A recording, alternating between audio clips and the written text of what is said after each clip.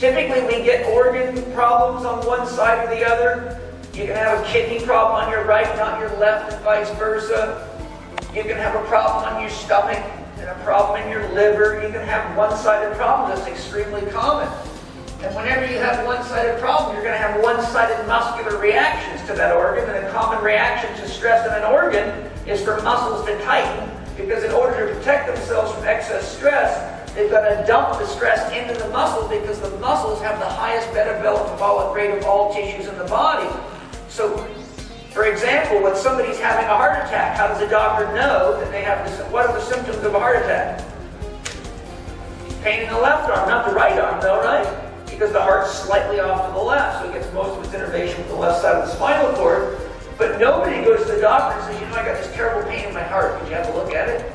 The reason is the organs have very, very poor mechanical sensitivity. They have high chemical sensitivity, but poor mechanical sensitivity. So the way your muscles burn after a hard set of squats, your organs don't do that. They're actually having that experience, but you're not feeling it, because they have a very low level of two-point discrimination of mechanical sensitivity, and they borrow their sensory nerve endings from the sympathetic nervous system. So when an organ gets stressed, it actually sends the information about its mechanical stress into the sympathetic nervous system, and the sympathetic nervous system also innervates the muscles of the body. That's what controls circulation, and they all report to an interneuron in the spinal cord.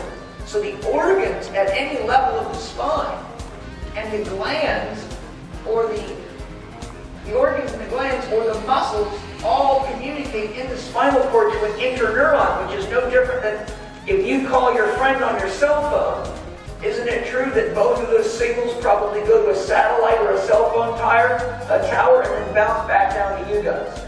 Okay? So a cell phone tower works like an interneuron.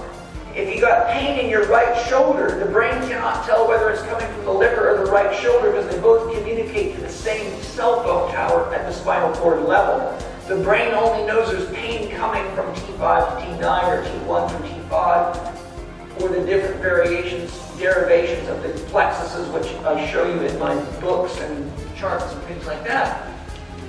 So the key feature for you is you cannot have normal mechanical function of joints and muscles if any organ is in trouble, because the sympathetic nervous system is built so that anytime there is stress in an organ, it will decrease blood flow to a muscle or a joint complex that competes with it for nutrition and oxygen and waste removal. Simply by the fact that if it doesn't do that, you're going to die.